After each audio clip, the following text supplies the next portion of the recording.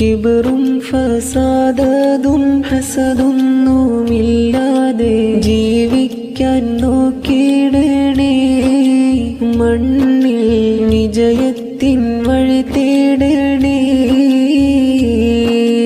മാറുന്ന മനുഷ്യന്റെ കോലത്തിനൊത്തിട്ട് മാറാൻ ശ്രമിച്ചിടല്ലേ.